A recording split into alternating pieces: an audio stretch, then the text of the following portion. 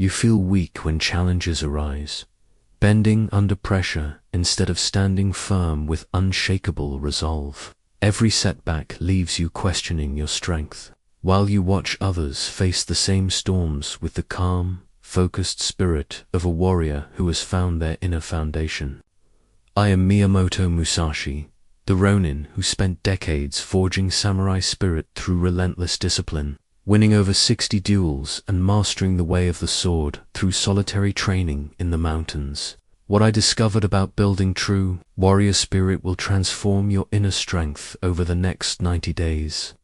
Using the same principles that created Japan's most legendary swordsman, the path may have changed from ancient battlefields to modern life, but the forging of samurai spirit through disciplined practice remains as powerful today as it was 400 years ago. But first, like this video, subscribe for more warrior wisdom, and comment below where you're watching from. I want to know which corner of the world is ready to walk the way of the sword. I was born in Harima province around 1584, the son of a minor samurai named Musashi. My father's abandoned dojo still stands in my memory, empty wooden floors where the echo of practice swords once rang with purpose, now silent except for the wind that whistles through broken shoshi screens. This crude wooden building taught me my first lesson about strength. It doesn't come from inherited status or the protection of others. It comes from what you build within yourself when everything external falls away. My father was a skilled swordsman, but he died when I was young, leaving me with nothing but his reputation and an empty training hall. I could have sought service with a lord, could have traded my sword skills for steady rice and a warm place to sleep.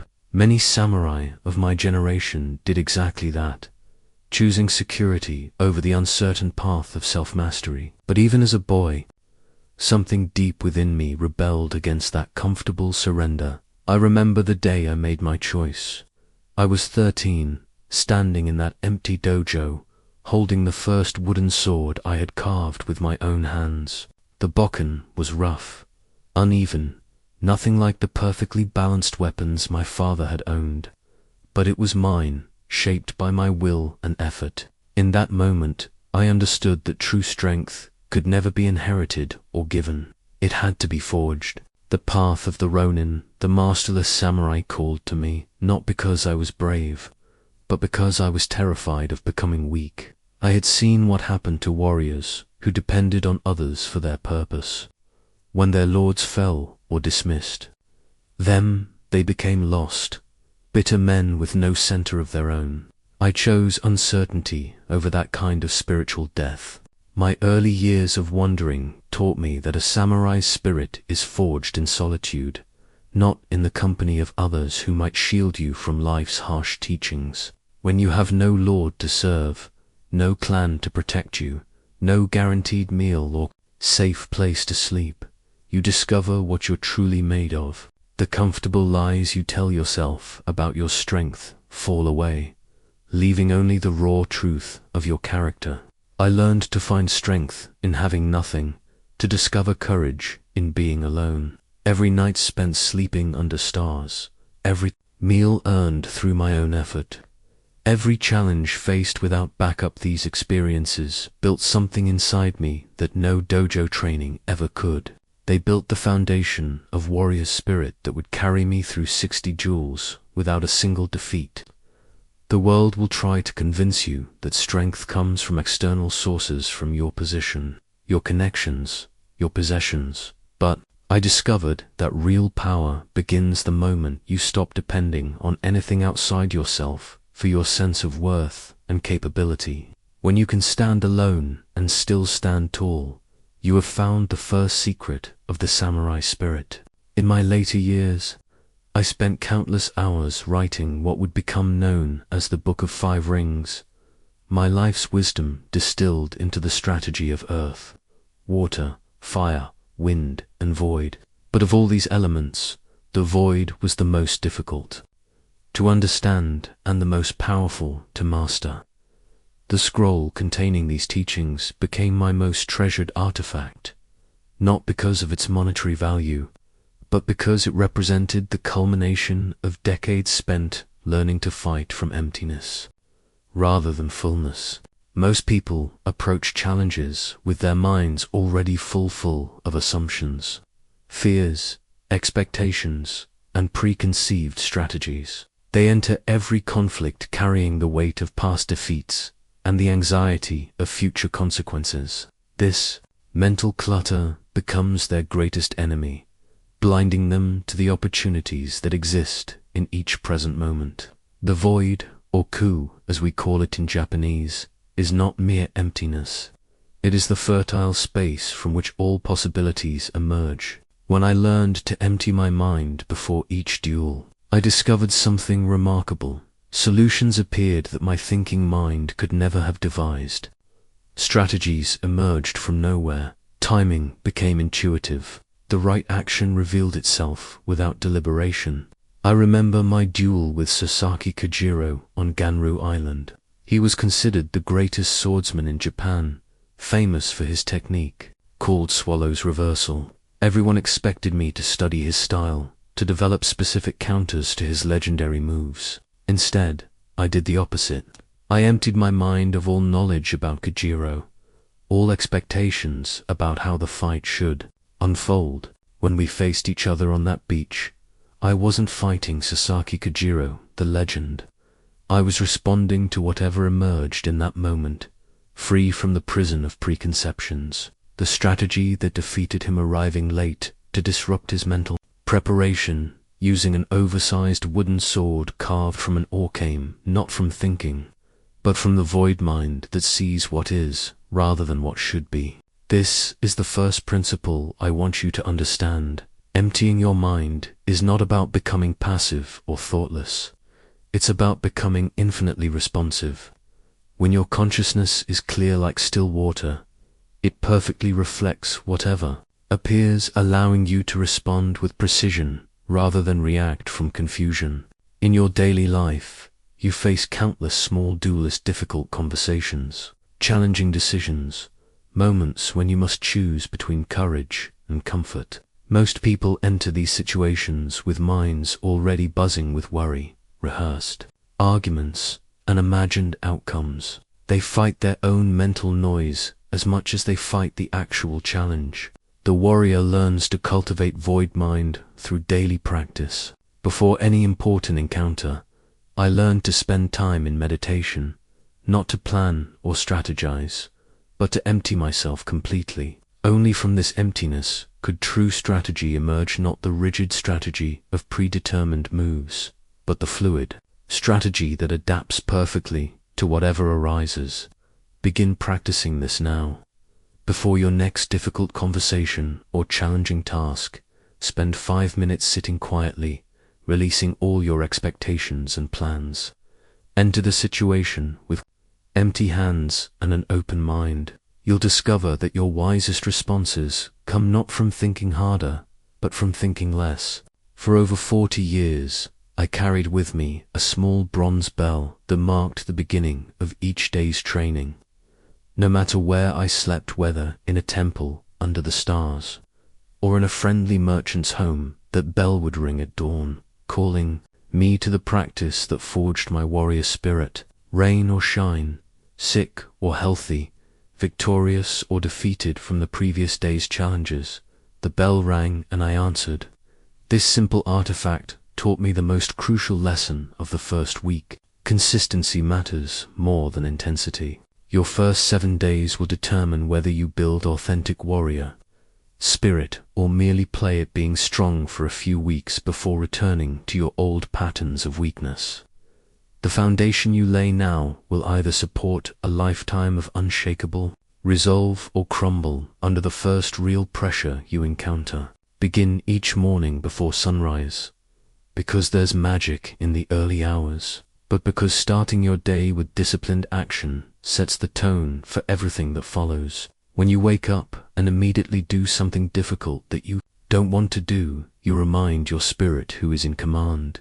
Your comfort-seeking mind will resist, offering dozens of reasonable excuses for starting tomorrow instead. This resistance is your first opponent, and how you handle it reveals everything about your current level of warrior development. The 3 pillars of samurai development must be addressed daily: physical training, mental discipline, and spiritual cultivation. These are not separate practices, but aspects of a single commitment to forge yourself into something stronger than you were yesterday. For physical training in this first week, focus on basic movement and posture.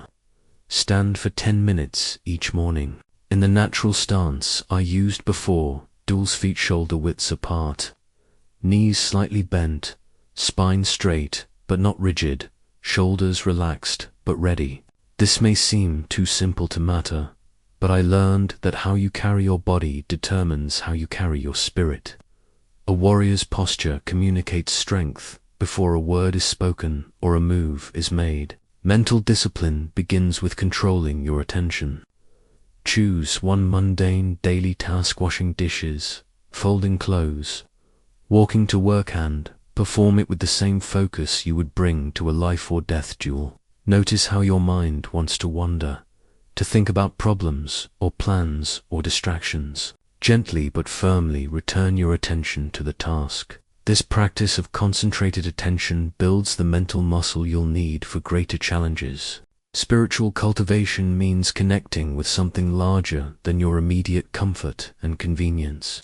Spend 5 minutes each evening reflecting on how you showed courage or cowardice during the day. Don't judge yourself harshly, but look honestly at the moments when you chose the easy path versus the right path.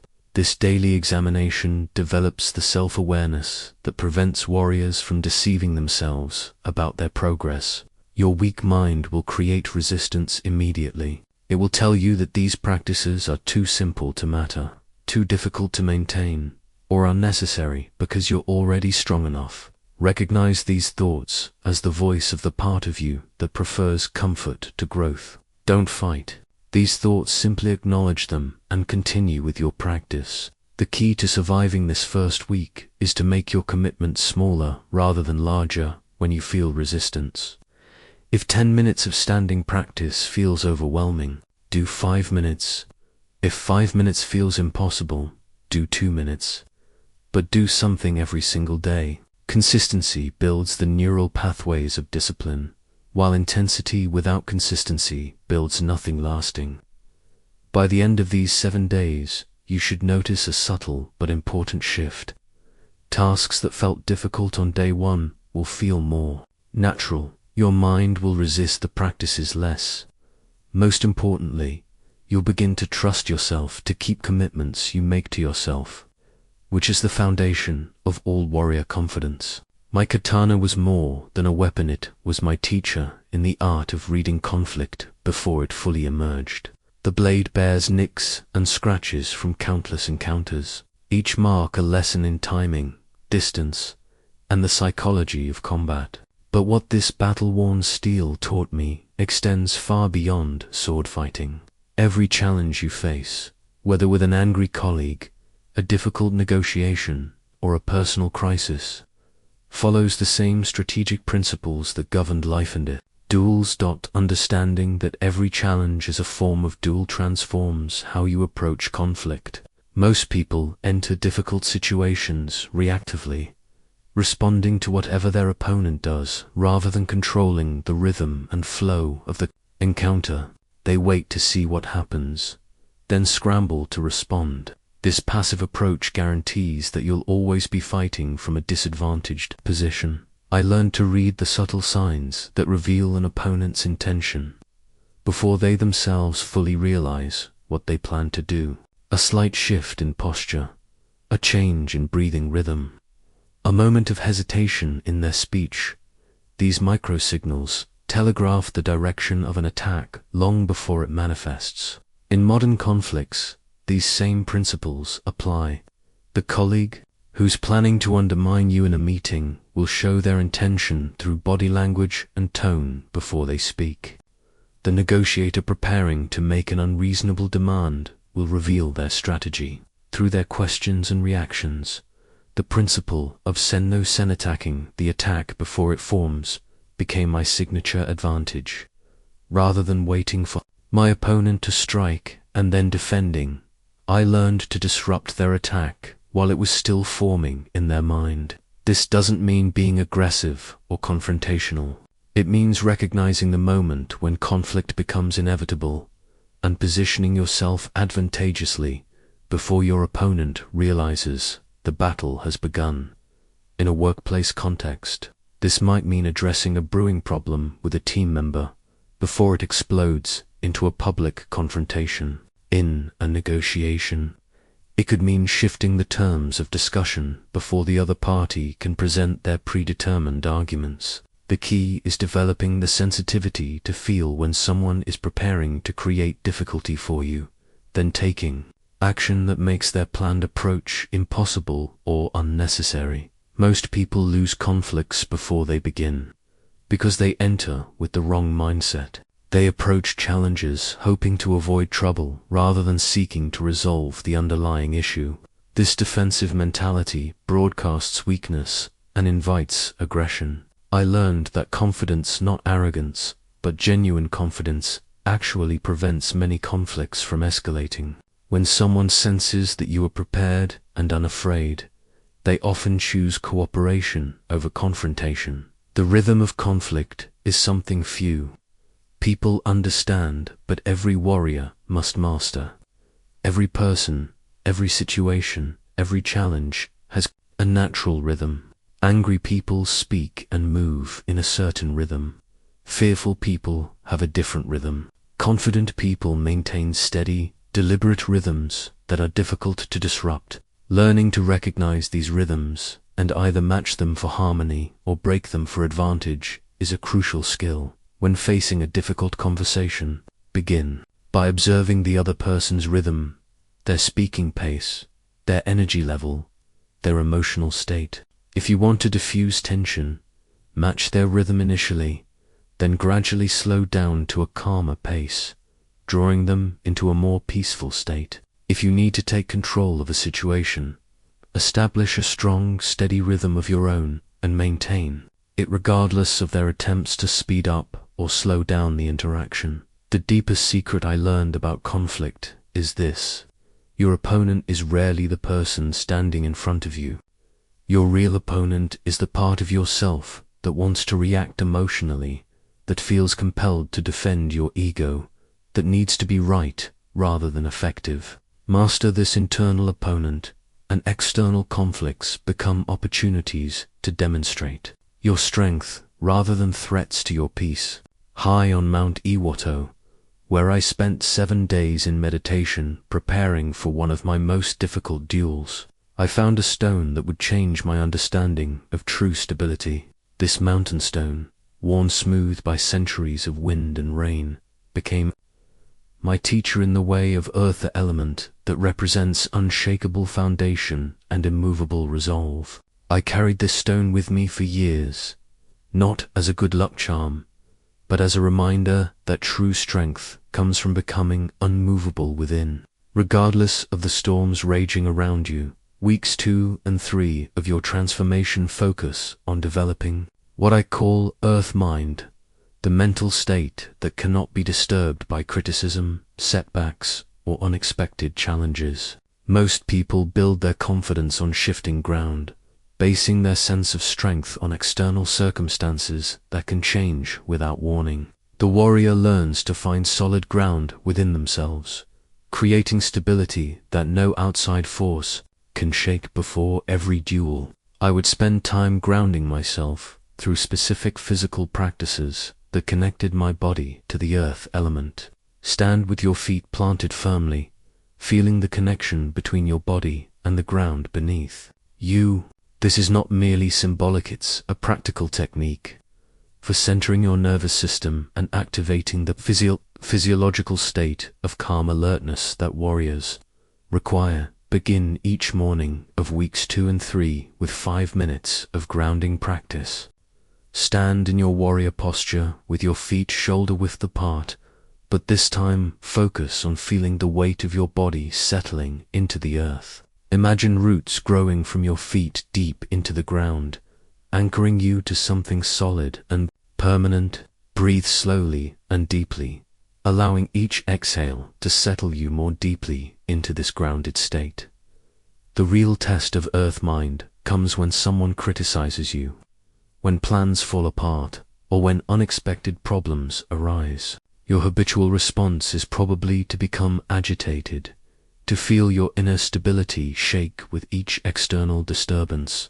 The discipline of earth teaches you to remain unmoved at your core while still being responsive to what's happening around you. I learned this principle during a period when several rival sword schools were spreading rumors about my techniques, claiming I won duels through trickery rather than skill.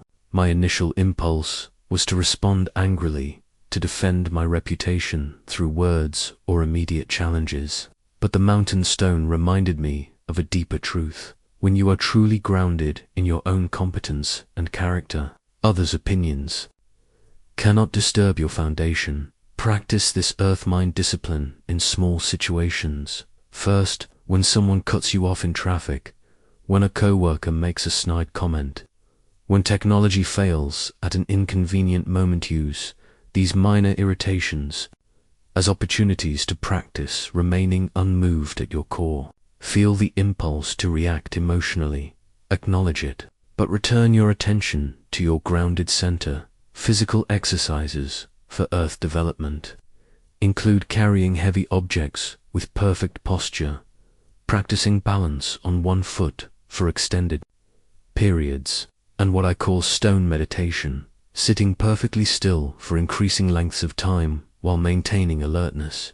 These practices teach your body the feeling of stability that your mind can then recreate in challenging situations. The most important lesson of earth discipline is learning the difference between being unmovable and being inflexible. A mountain is unmovable but not rigid. It adapts to weather, seasons, and geological changes while maintaining its essential structure. Similarly, the warrior with earth mind can adapt tactics and strategies while never compromising core principles. During weeks 2 and 3, you'll encounter situations that test your newly developing stability. People may challenge your commitment to these practices, or circumstances may make your daily routine difficult to maintain. These tests are not obstacles to your development. They are the very means by which earth mind is forged. Each time you remain centered despite external pressure, you build the unshakable foundation that will support all your future growth. By the end of week 3, you should notice that you're less reactive to daily stressors, more able to maintain your calm in challenging situations, and increasingly confident in your ability to handle whatever arises. This is the gift of earth discipline, not the absence of challenges, but the presence of an inner stability that no external force can disturb. In my travels, I carried 2 simple wooden rhythm sticks that taught me one of the most crucial secrets of victory: the invisible force of timing that determines the outcome of every encounter before a single technique is executed. These humble pieces of wood, worn smooth by countless hours of practice, became my teachers in the art of Hushi, the rhythmic timing that separates masters from mere technicians. Timing is everything in combat and in life, yet most people remain completely unconscious of the rhythmic patterns that govern every interaction. They speak when they feel like speaking, act when impulse strikes them, and wonder why their efforts often fall flat or create unintended consequences. The warrior learns to read the natural rhythms of people and situations, then choose the precise moment when action will have maximum effect. Every person you encounter operates according to internal rhythms, patterns of energy, attention, and openness that cycle predictably throughout conversations and relationships. Some people are most receptive to new ideas in the morning when their minds are fresh. Others become more agreeable after they've had time to express their concerns. Learning to recognize these rhythmic patterns gives you tremendous advantage in influencing outcomes. I discovered that most conflicts could be avoided entirely by timing my approach correctly. There were moments when a rival swordsman was psychologically prepared for confrontation, and other moments when the same person was open to respectful dialogue. The difference wasn't in what I said or did, but in when I chose to say or do it. In my duel with the warrior monk Shishido, timing determined everything. He was known for his explosive initial attacker technique that overwhelmed opponents before they could establish their own rhythm. I spent days observing his practice sessions, learning the subtle signs that preceded his signature move. When we finally faced each other, I was able to disrupt his timing by creating a slight delay in the beginning of our encounter. This small adjustment threw off his entire strategy, allowing me to control the rhythm of the duel.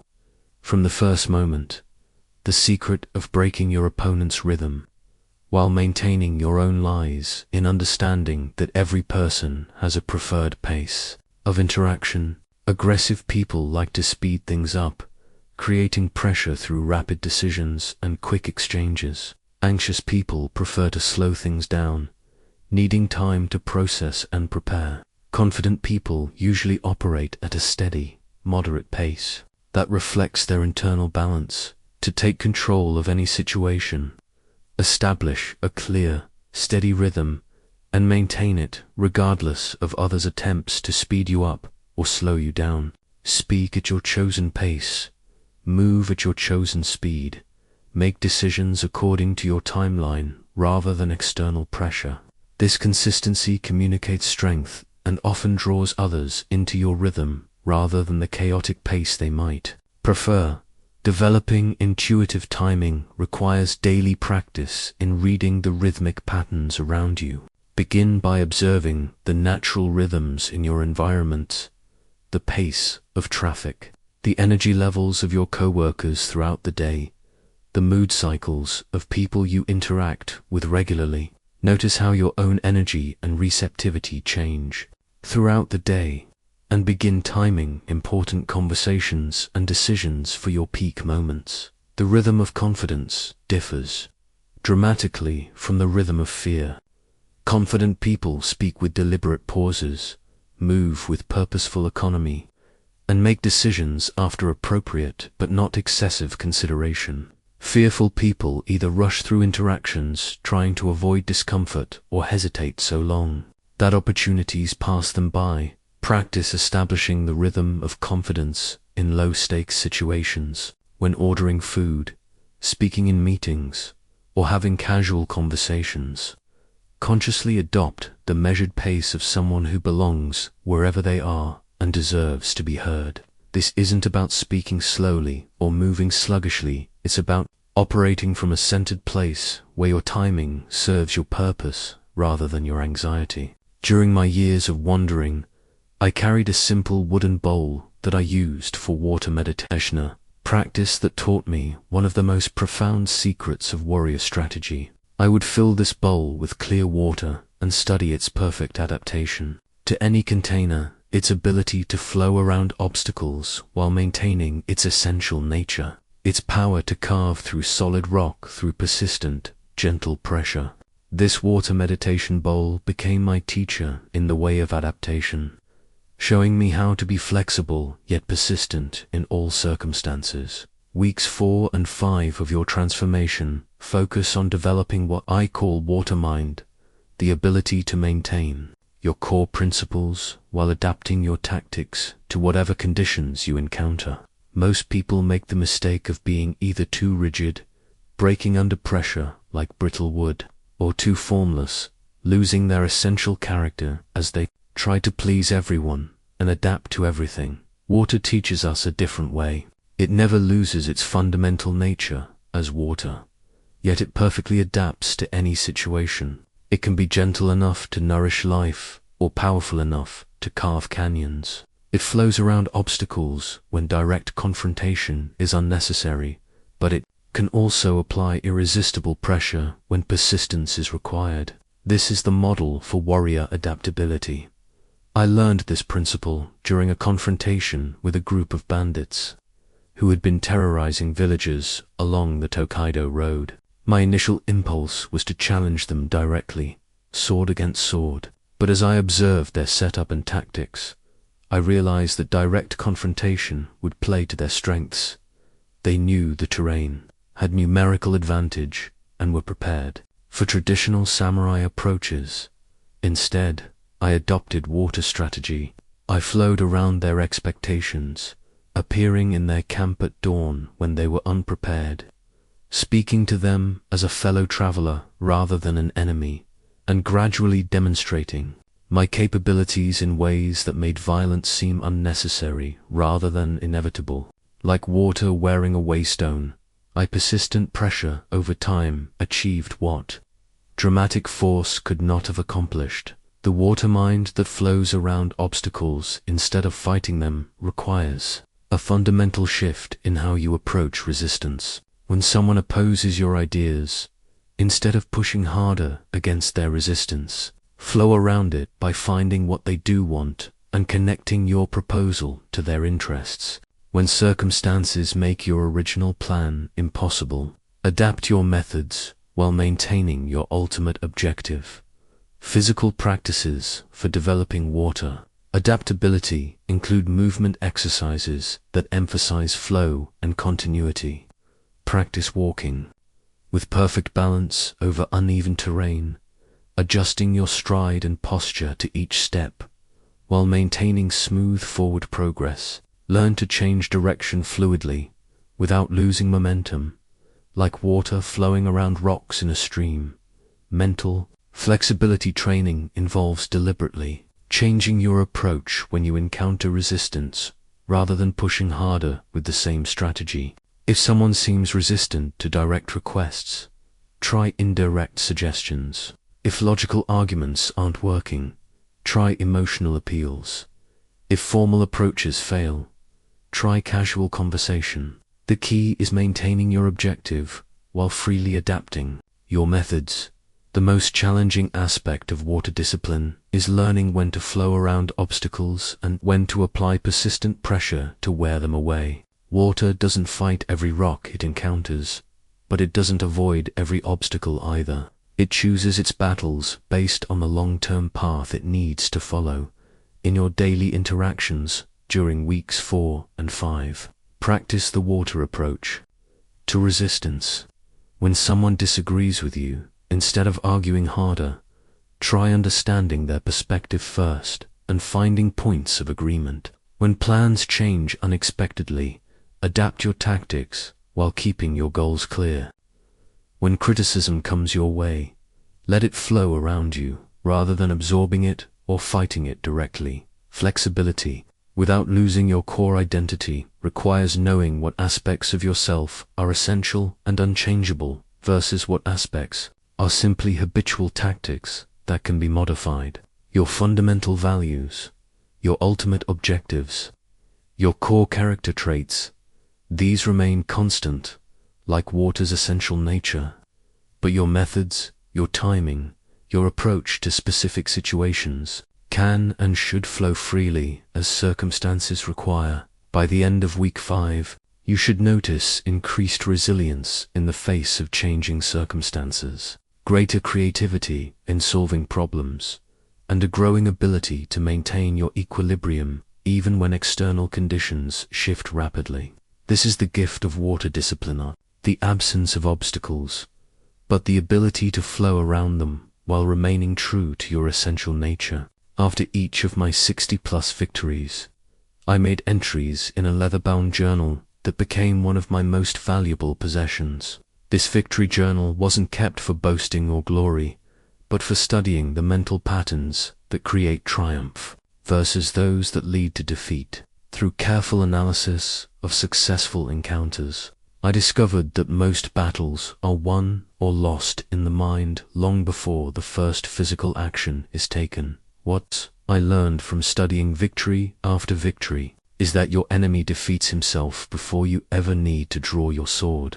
The psychology of defeat is remarkably consistent. Doubt creeps into their confidence, fear disrupts their natural timing, and the pressure of not wanting to lose makes them fight defensively rather than to win. Understanding these patterns allows you to recognize when victory is inevitable and when you need to adjust your strategy. The three mental states that guaranteed defeat are doubt, desperation, and defensiveness. I could see these conditions developing in opponents sometimes days before our actual encounter.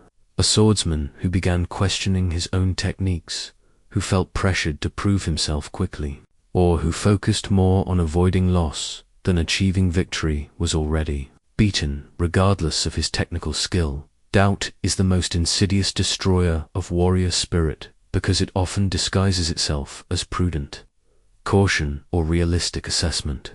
When you catch your mind rehearsing failure scenarios, questioning your ability to handle challenges, or seeking excessive reassurance from others, recognize these as symptoms of doubt poison. The antidote isn't blind confidence, but rather a return to focused preparation and trust in your training. Desperation arises when you need a particular outcome too much. When your sense of worth becomes tied to winning a specific battle. I learned that the moment you become desperate for victory, you begin making poor strategic choices driven by anxiety rather than wisdom. The desperate fighter takes unnecessary risks, abandons proven techniques for flashy moves, and communicates their internal panic to their opponent. Defensiveness, the mindset focused on not losing rather than winning, creates tentative, reactive behavior that invites aggression. When your primary goal becomes avoiding embarrassment or protecting what you already have, you stop moving forward with the confident energy that actually creates safety and success. Cultivating the psychology of inevitable victory doesn't mean arrogance or underestimating challenges. It means developing such thorough preparation and such deep confidence in your fundamental capabilities that you approach each encounter knowing you have everything required to succeed. This inner certainty becomes self-fulfilling because it allows you to act decisively when opportunities arise. I learned to read fear, doubt, and weakness in others through subtle physical and vocal cues. Uncertain people touch their face more frequently. Their voice pitch rises slightly when discussing challenging topics, and their posture becomes more defensive, shoulders hunched, arms crossed, or stance narrowed. These signals indicate when someone is psychologically vulnerable to confident, decisive action. More importantly, I learned to recognize these same patterns in myself before they could undermine my effectiveness. The early warning signs of creeping doubt, rising desperation, or defensive thinking became signals to return to my centering practices and reconnect with my core competence. The warrior's approach to handling failure and setbacks is fundamentally different from how most people process disappointing outcomes. Instead of taking failures personally or seeing them as evidence of inadequacy, the warrior views them as valuable information about what adjustments are needed in strategy, preparation, or execution. When I lost my first serious duel as a young man, I spent days analyzing not just what my opponent did right, but what mental errors I had made that created the conditions for defeat. I discovered that I had been fighting to impress spectators rather than to win, had abandoned my natural timing to match his pace, and had chosen techniques based on what looked impressive rather than what was strategically sound. This analytical approach to setbacks prevents the downward spiral that defeats many people after their first significant failure. Instead of damaged confidence leading to more defensive behavior, leading to more failures, each setback becomes a stepping stone toward greater competence and stronger warrior psychology. In my later years, I spent time learning the craft of metalworking, wielding a forge hammer that taught me profound lessons about the nature of controlled aggression. Watching metal transform under precise, powerful strikes showed me the difference between destructive rage and the focused fire that shapes both steel and character.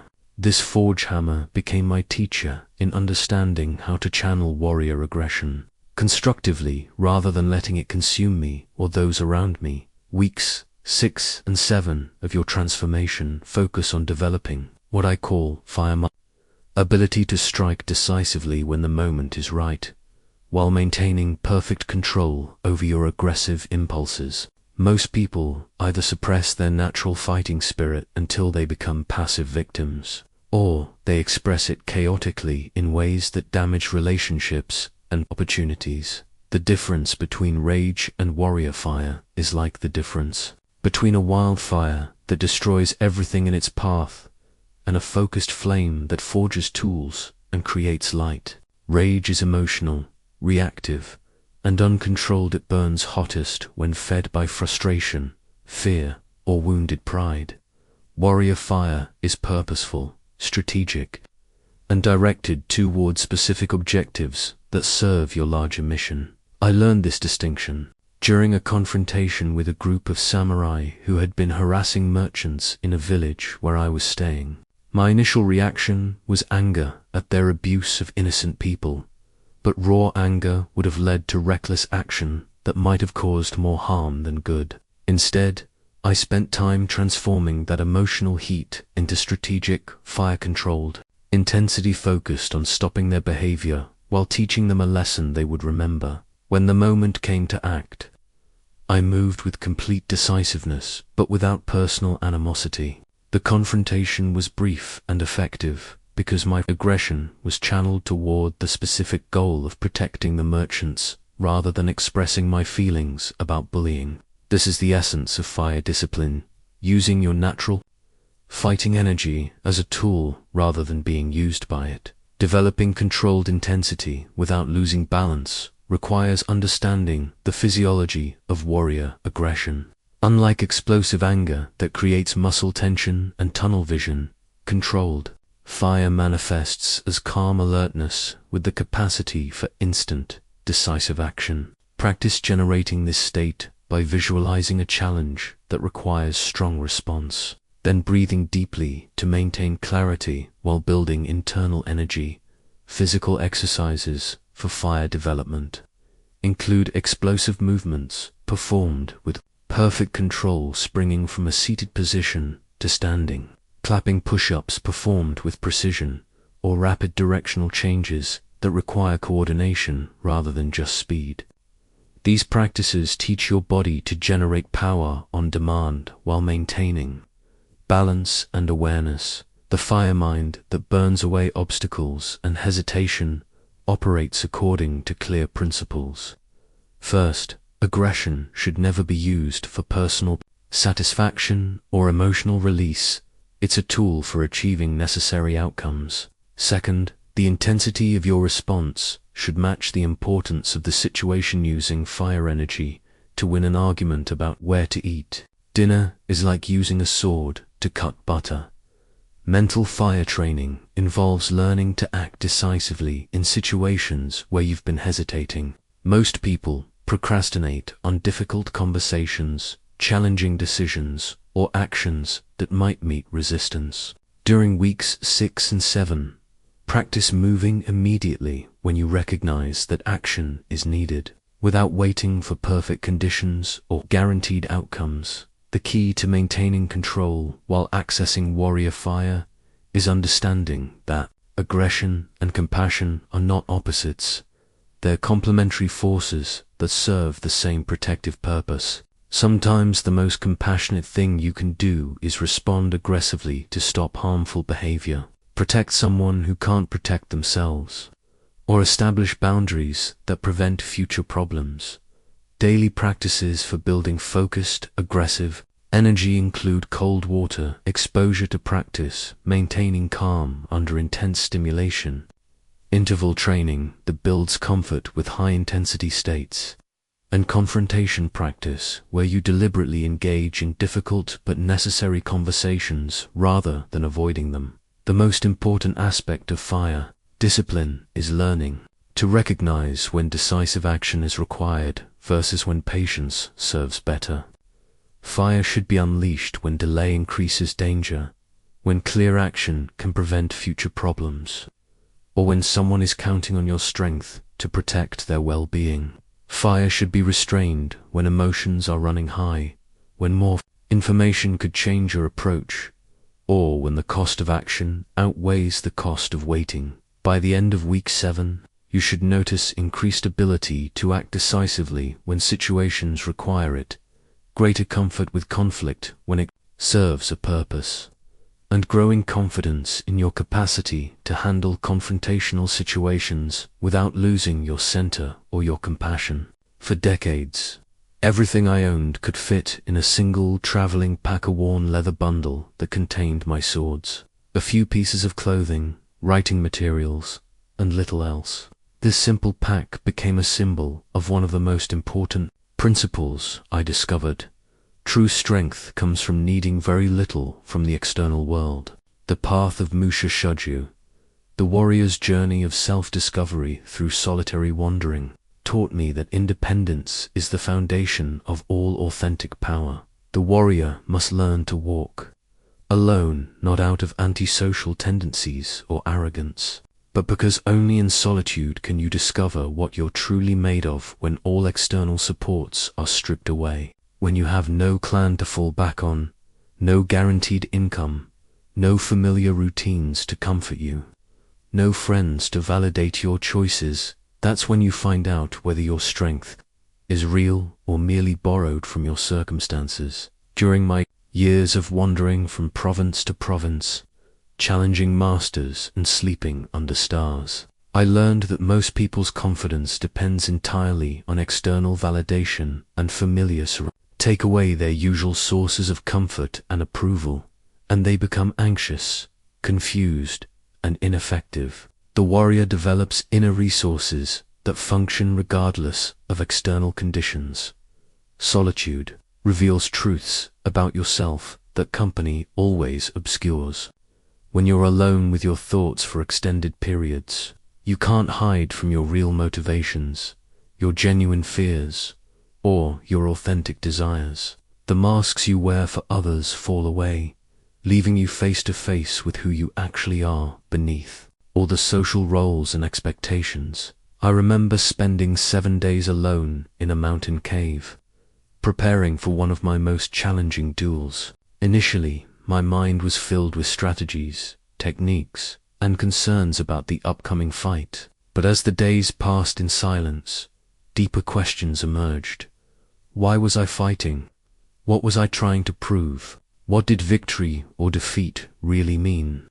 In the larger context of my life, these questions couldn't be answered by consulting with friends or teachers. They required the kind of deep self-examination that only comes through sustained solitude.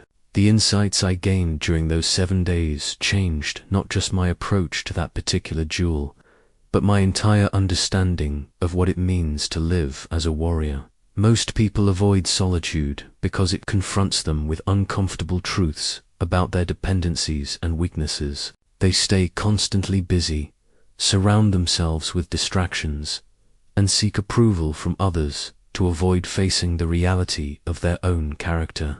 This avoidance keeps them weak because they never develop the internal resources that true strength requires. The practice of periodic solitude for modern warriors doesn't require abandoning family or career responsibilities. It means regularly creating time alone without entertainment, without communication with others, without tasks to distract you, where you can examine your life honestly and reconnect with your deeper purposes. Start with short periods, an hour, of walking alone without music or podcasts, an evening without television or internet, a morning of sitting quietly before anyone else wakes up.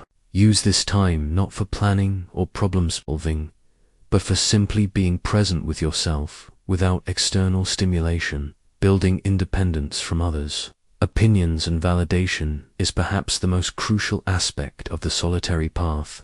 Most people's emotional state depends heavily on how others respond to them. They feel good when praised, anxious when criticized, uncertain when ignored. This emotional dependence makes them manipulable and weak. The warrior learns to find validation through his own assessment of his actions and character. Did I act with courage today? Did I honor my principles? Did I grow stronger through my challenges? These internal measures of worth become more important than external recognition or approval. Solitude also teaches practical self-reliance. When you're alone, you must solve your own problems, motivate yourself through difficulties, and find entertainment and meaning through your own resources.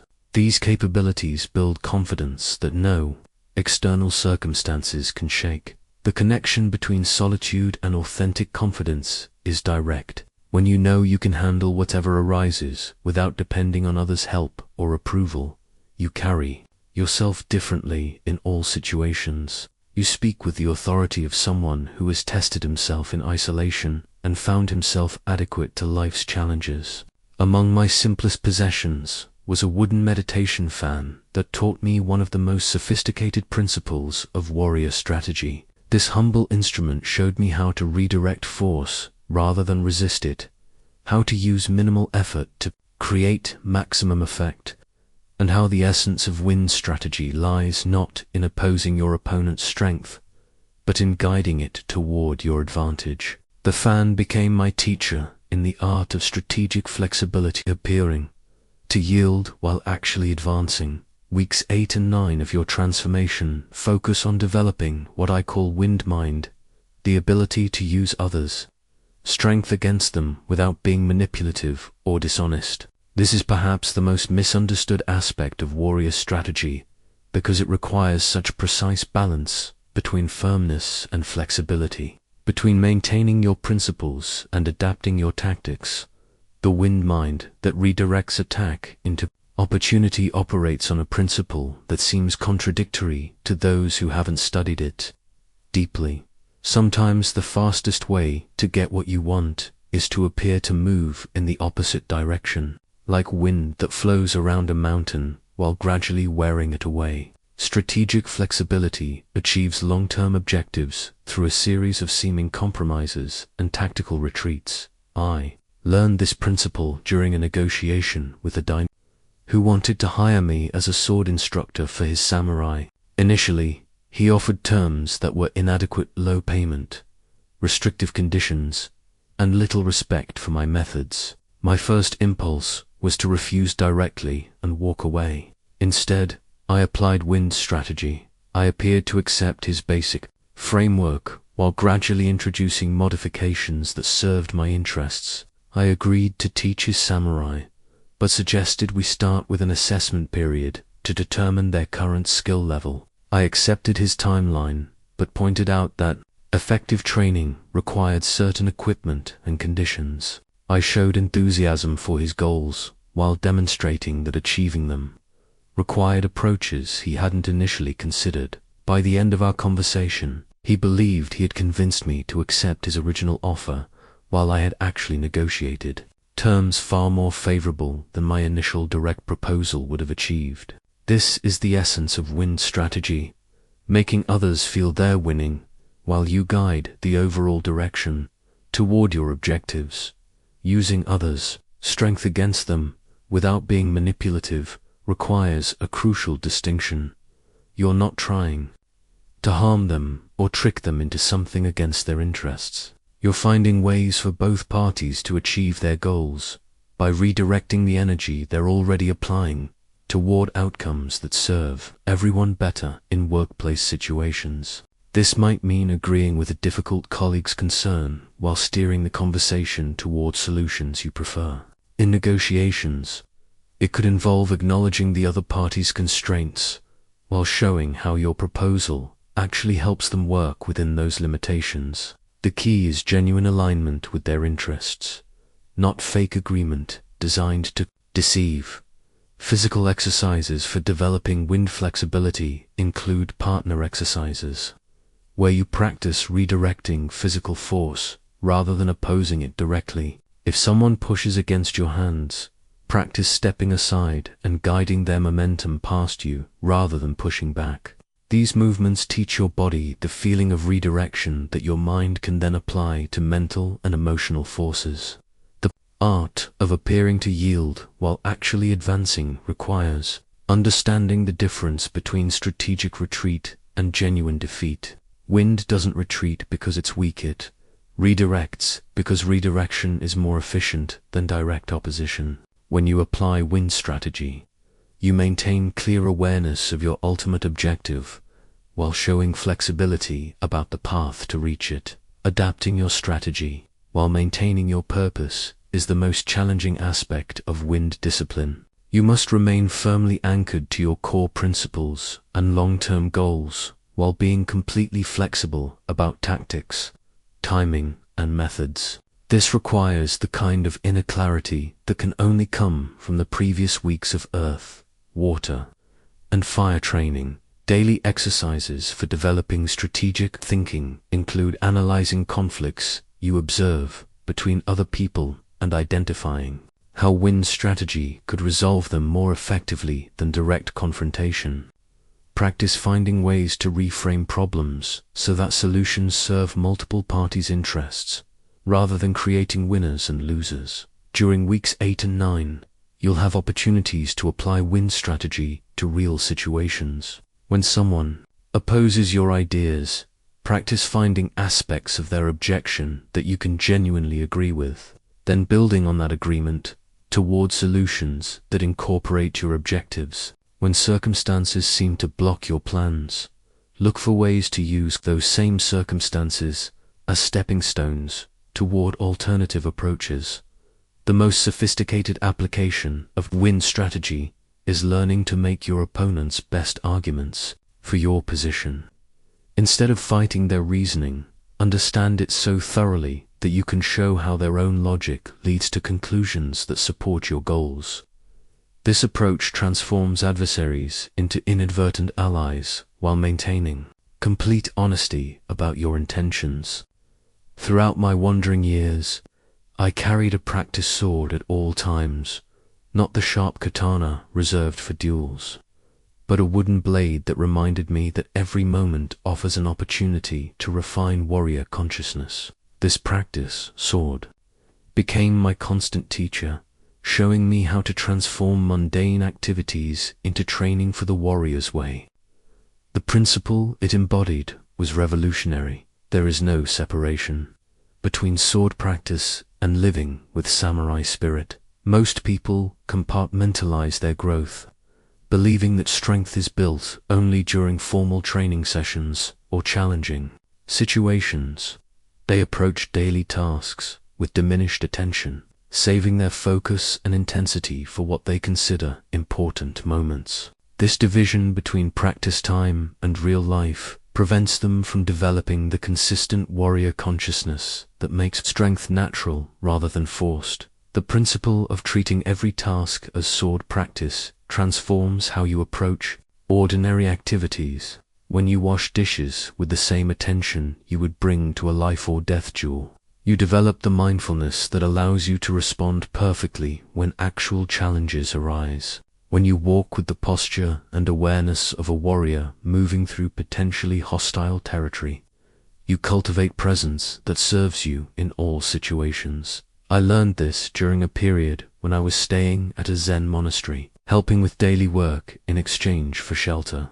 Initially, I was impatient with tasks like sweeping floors and tending gardens. They seemed like distractions from my real training. But the head monk challenged me. Can you sweep this floor with the same precision you bring to sword work? Can you tend these plants with the awareness you maintain in combat? This question revolutionized my understanding of practice. I began approaching every activity as an opportunity to refine the mental and physical qualities that make a warrior effective. Sweeping became practice in maintaining perfect posture while performing repetitive motions. Preparing meals became training in precise timing and coordinated movement. Even simple conversations became exercises in reading others' intentions and communicating with clarity and purpose. Bringing warrior precision to work, relationships, and personal habits creates a consistency of excellence that others immediately recognize. When every action reflects the same standard of attention and care, you develop a reputation for reliability and competence that opens opportunities and builds trust. The meditation of perfect execution in simple tasks teaches patience with the process of mastery. Most people rush through routine activities to get to what they consider more important work, But the warrior understands that how you do anything reveals how you do everything. The person who cannot maintain focus while folding laundry will struggle to maintain focus during crucial negotiations. Small daily victories build toward larger triumphs through the accumulation of disciplined moments. Each time you choose to perform a simple task with complete attention rather than half-hearted effort, you strengthen the neural pathways of excellence. Each time you maintain warrior posture while standing in line or walking to work, you reinforce the physical habits that will serve you in challenging situations. The key to maintaining warrior consciousness throughout the day is understanding that consciousness is like a muscle. It grows stronger with consistent use and weaker with neglect. If you only access your highest level of awareness during formal practice or obvious challenges, it won't be available when you need it most. But if you cultivate it continuously through ordinary activities, it becomes your natural state. This principle applies particularly to how you handle interruptions, delays, and minor frustrations. Instead of treating these as annoyances that disrupt your real work, approach them as training opportunities. The unexpected phone call becomes practice in shifting attention without losing center. The traffic delay becomes an opportunity to maintain calm awareness under pressure. The difficult conversation becomes a chance to apply strategic principles you've been studying. Carrying warrior consciousness into mundane activities also means bringing the warrior standards to everything you do. This doesn't mean becoming rigid or perfectionistic, but rather approaching each task with the kind of attention and care that honors both the activity and your own development. By the end of this phase of training, you should notice that the distinction between formal practice and daily life has begun to disappear. Your natural posture becomes more upright and grounded. Your attention becomes more stable and focused. Your responses to challenges become more calm and strategic. This integration is the sign that warrior spirit is becoming authentic, rather than something you perform during specific times. In all my years of study and combat, I never received a master's seal of approval from any teacher, not because I lacked skill, but because I learned that true mastery comes from within, not from external validation. The seal I carried was invisible, but more valuable than any formal certification.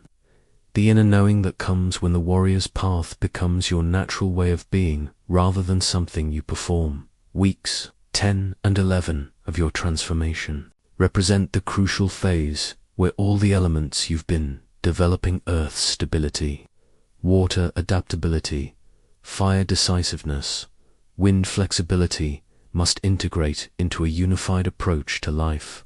This integration cannot be forced through effort alone. It emerges naturally when you've thoroughly practiced each element separately and now allow them to work together harmoniously. The signs that warrior spirit is becoming natural rather than forced are subtle but unmistakable. You stop thinking about your posture and find yourself naturally carrying yourself with dignity and strength. You cease struggling to remain calm under pressure and discover that centeredness has become your default state. You no longer have to remember to apply strategic thinking. It begins happening automatically in challenging situations. Learning to maintain all 5 ring principles simultaneously is like learning to ride a horse.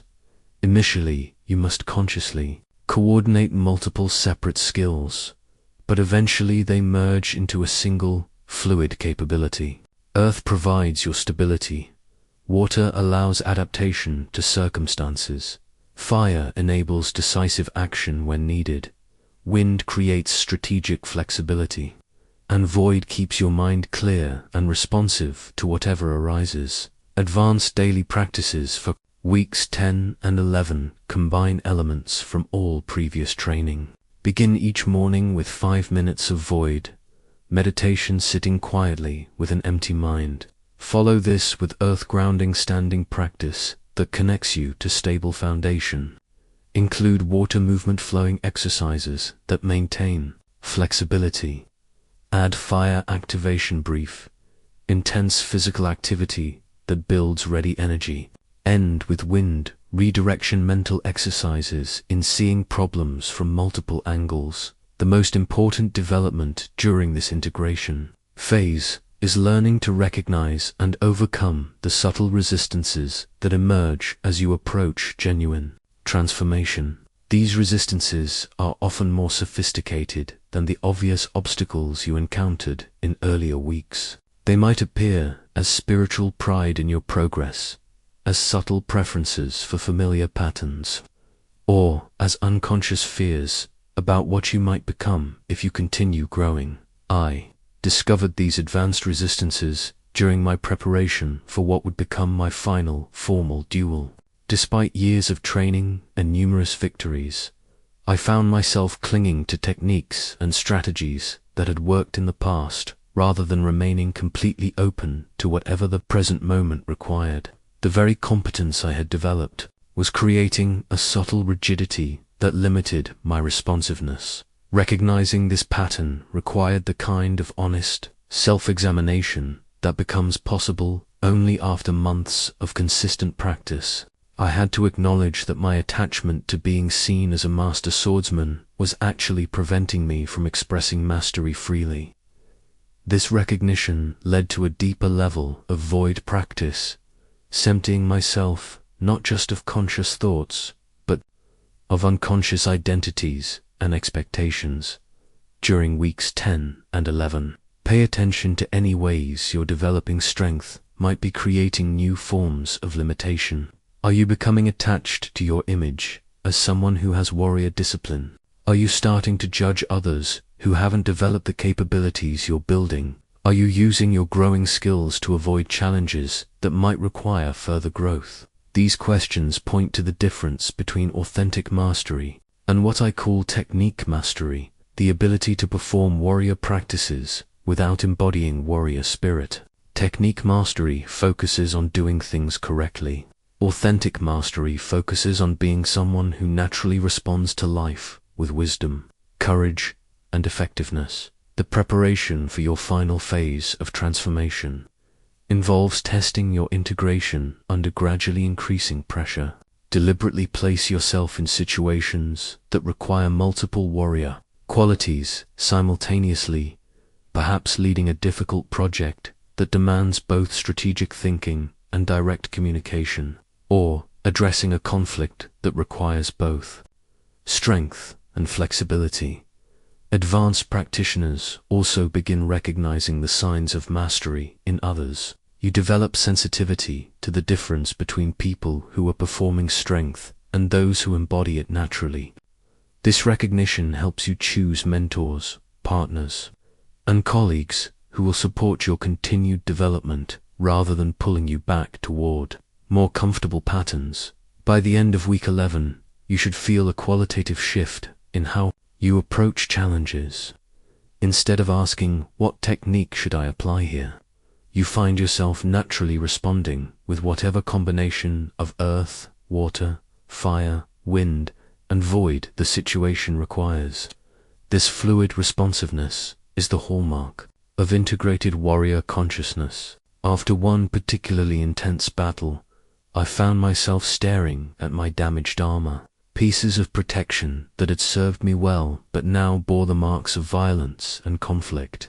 This broken armor became a powerful teacher, showing me that true defense comes not from external protection, but from the strength of character that no weapon can pierce and no circumstance can diminish. As you develop genuine warrior spirit over these weeks of training, life will inevitably test your progress.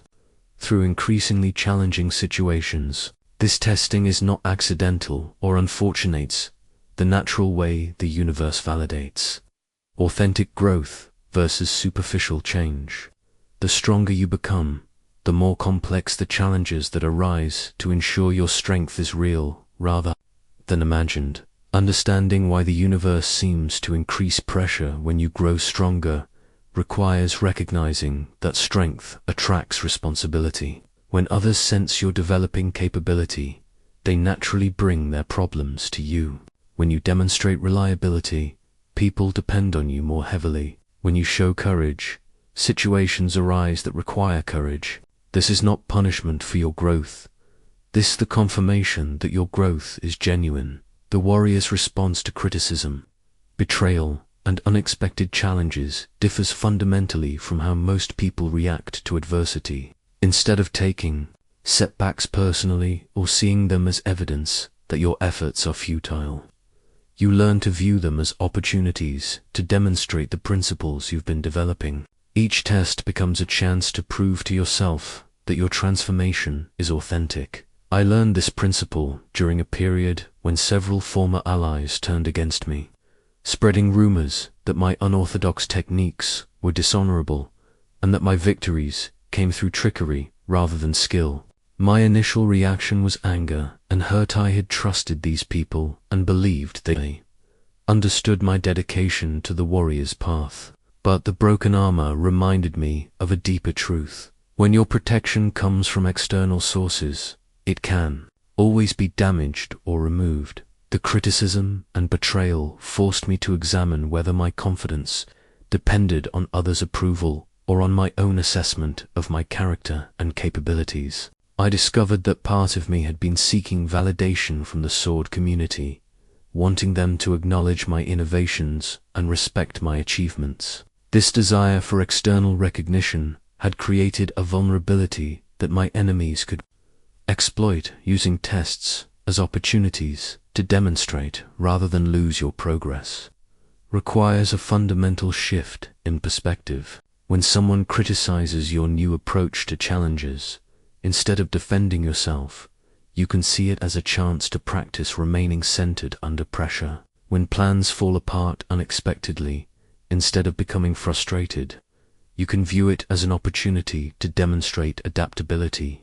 When people try to pull you back into old patterns of weakness, you can see it as a test of your commitment to growth. The difference between being tested and being defeated lies in your response to adversity. Being tested means facing challenges that require you to access your highest capabilities. These situations strengthen you regardless of the immediate outcome. Being defeated means allowing challenges to diminish your confidence or abandon your principles. These situations weaken you even if you avoid immediate consequences. Maintaining samurai spirit under extreme pressure requires understanding that your character is not determined by what happens to you, but by how you respond to what happens to you. External circumstances may damage your armor, challenge your plans, or require you to adapt your tactics, but they cannot touch the essential core of who you are unless you allow them to. The broken armor taught me that the warrior's true protection comes from internal qualities that no external force can damage. Clarity of purpose that cannot be confused by criticism, strength of character that cannot be weakened by betrayal, and confidence based on competence that cannot be shaken by temporary setbacks. During this phase of your development, when tests inevitably arise, remember that they are not evidence that your training has failed. They are proof that your training has succeeded enough to warrant more sophisticated challenges. The universe doesn't test weak people with difficult situations. It tests strong people to help them become stronger. In my final years, I carried no certificate or scroll from any martial arts school. Yet I possessed something far more valuable, completion certificate that existed only in my consciousness. The inner knowing that comes when the warrior path becomes your natural way of being rather than something you must remember to practice. This invisible certification marked the transformation from student to practitioner, from someone learning warrior principles to someone living them. The final 2 weeks of your 90-day journey represent the most crucial phase of your transformation. Everything you've built over the previous 11 weeks must now cement into permanent character rather than temporary improvement. The difference between lasting change and brief inspiration often determines itself in these closing days when the novelty has worn off and only genuine commitment remains. Advanced practices for maintaining momentum beyond 90 days require shifting from external structure to internal motivation. During these final weeks, Begin reducing your dependence on specific exercises and rigid routines, while maintaining the underlying principles they were designed to develop.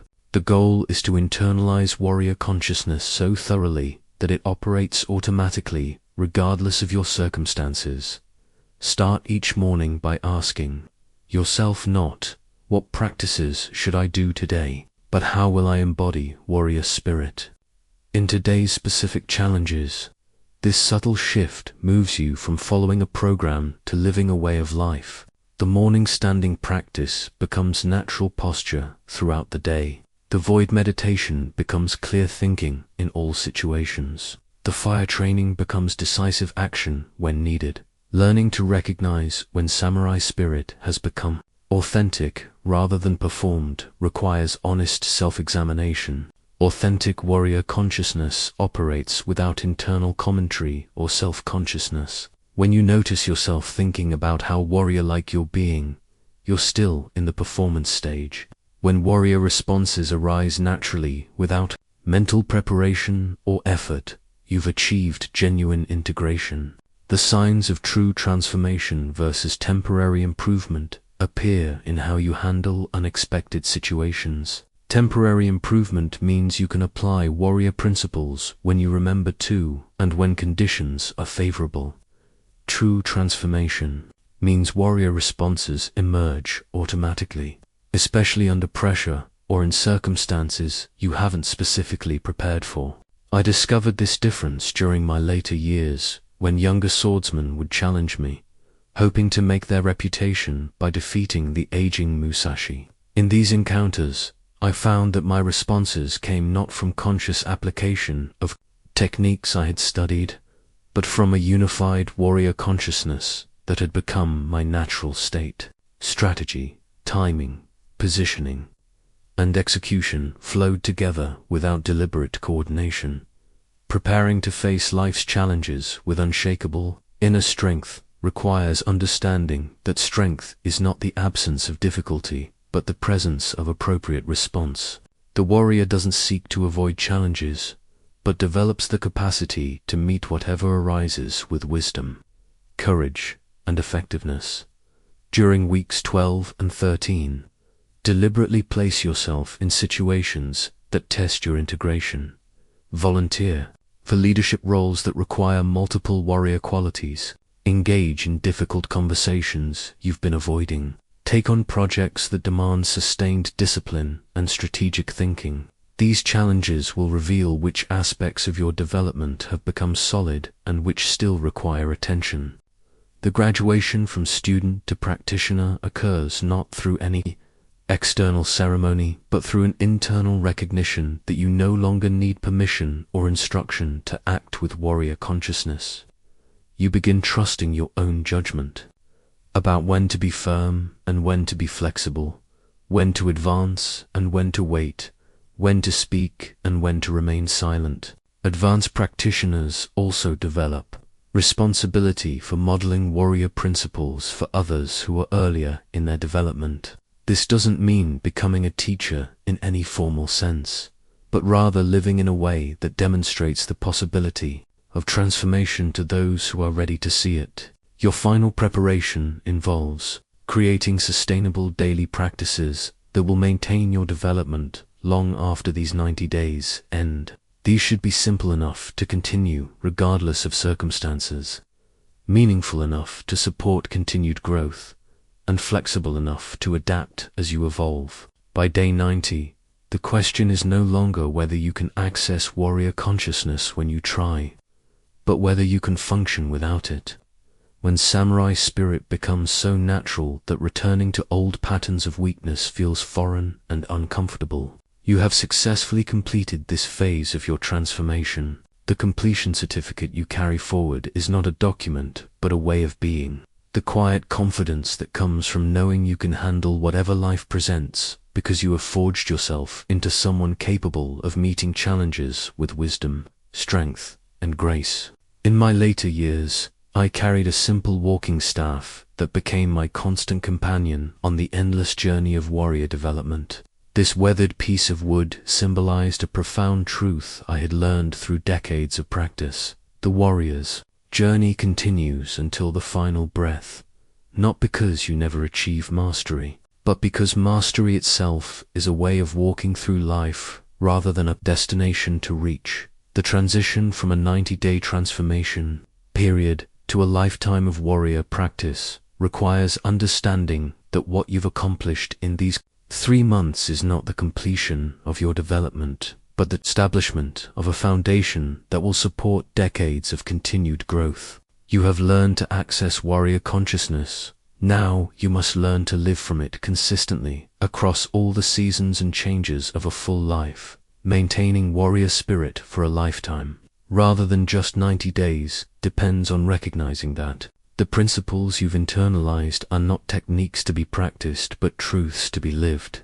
Earth stability doesn't require daily standing exercises if you've learned to remain grounded in your core identity regardless of external circumstances. Water adaptability doesn't need formal flexibility training if you've developed the capacity to flow around obstacles while maintaining your essential direction. The practices that prevent backsliding into weakness are subtle but crucial. Most important is maintaining what I call warrior vigilance, the ongoing awareness of how you're responding to life's challenges and whether those responses reflect strength or limitation.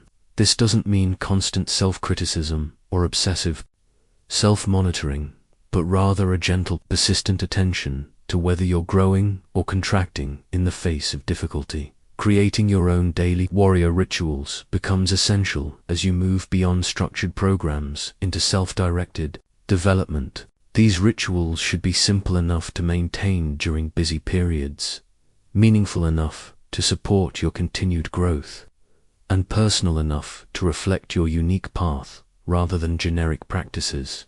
Perhaps it's a moment of centering before important meetings, a brief reflection each evening on how you embodied courage during the day, or a weekly period of solitude for deeper self-examination. The responsibility that comes with developed warrior spirit is something many people don't anticipate. When you carry yourself with genuine strength and confidence, others naturally turn to you for guidance, support, and leadership. This is not a burden, but an opportunity to live your principles more fully by serving something larger than your personal comfort and convenience. I learned this responsibility most clearly during my final active years, when younger warriors sought me out not just for sword techniques, but for wisdom about how to live with honor and purpose. I realized that my individual development had meaning only insofar as it contributed to the larger community of people committed to growth and excellence. Finding other practitioners to train with becomes increasingly important as you advance beyond basic development. While the early stages of warrior training require solitude and self-reliance, deeper levels of mastery often emerge through relationship with others who are walking similar paths. This doesn't mean finding people who share your specific practices, but rather connecting with those who share your commitment to continuous growth and authentic living. My final years taught me that warrior spirit manifests differently in each stage of life. The fire energy that drives young warriors toward external challenges gradually transforms into the steady flame that illuminates and warms others. The dramatic techniques that prove capability in youth give way to the subtle mastery that accomplishes much through doing little. The most profound teaching of my later years was recognizing that true warrior spirit serves life itself rather than personal achievement. When your strength becomes a gift that you offer to your family, your community, and the next generation, you discover a level of fulfillment that individual accomplishment cannot provide. Sustaining warrior consciousness across decades requires understanding that the path never becomes easy, it becomes natural. You don't stop encountering challenges that test your principles. You develop such deep roots in those principles that external storms cannot uproot your essential stability. The walking staff that supported my steps in old age represented this grounded flexibility strong enough to bear weight flexible enough to bend without breaking, and constantly in contact with the earth that provides foundation for every step forward. In my final days, I took up my writing brush one last time to compose what would become known as my death poem, proving that the warrior faces even the ultimate challenge with calm, resolve, and clear purpose. This final brush, worn smooth by decades of recording insights and strategies, became my teacher in understanding what it truly means to live and die with samurai spirit intact. The approach of death clarified everything I had learned about what makes a life worth living. All the victories in combat, all the techniques mastered, all the recognition earned, these accomplishments mattered only insofar as they had forged within me the capacity to face existence with courage, wisdom, and dignity. The true measure of warrior development is not what you can do when conditions are favorable, but who you become when everything external falls away. My death poem reflected this understanding. The way of strategy is the way of nature. When you appreciate the power of nature, knowing the rhythm of any situation, you will be able to hit the enemy naturally and strike naturally. Even facing the ultimate transition, I found myself returning to the fundamental principles that had guided my entire path: the importance of natural response over force technique, of rhythm and timing over brute force, of harmony with the way things are rather than resistance to what cannot be changed.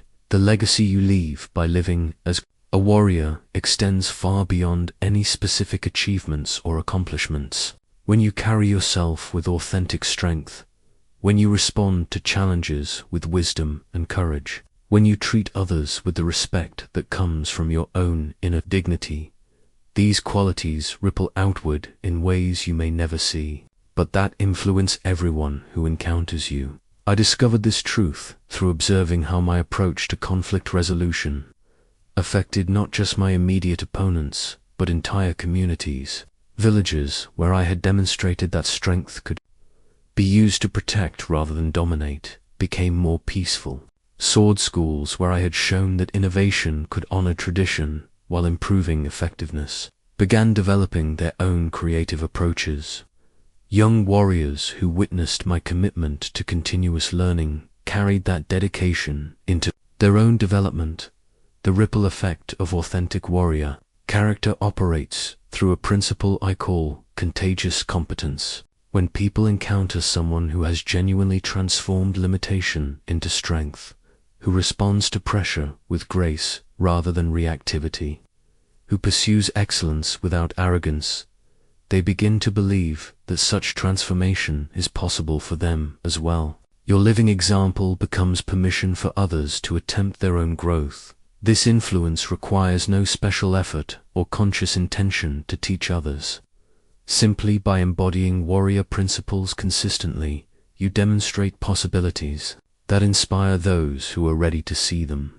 The colleague who notices your calm during a crisis may begin developing their own centering practices. The friend who observes your persistence through setbacks may find courage to tackle their own challenges. The family member who sees your commitment to growth may decide to begin their own transformation journey. What it means to die with samurai spirit intact became clear to me in my final years.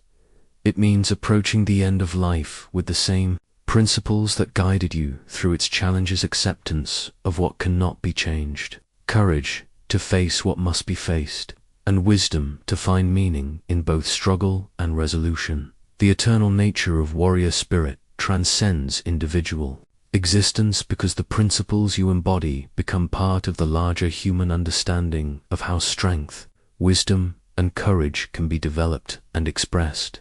Every person who learns to transform weakness into strength, reactivity into response, fear into appropriate action, carries forward the warrior tradition, regardless of whether they study martial arts or even think of themselves as warriors. My final teaching is this: the samurai spirit you have begun developing over these 90 days is not yours alone. It belongs to the long lineage of human beings who have refused to accept limitation as permanent, who have chosen growth over comfort, who have committed themselves to becoming worthy of the challenges life presents. Your transformation matters, not just for your own life, but for everyone whose life you touch. When you stand with dignity in the face of difficulty, when you respond with wisdom rather than reactivity, when you pursue excellence while maintaining humility, you add your voice to the eternal conversation about what human beings are capable of becoming. The brush falls silent, but the way continues through each person who chooses the path of the warrior.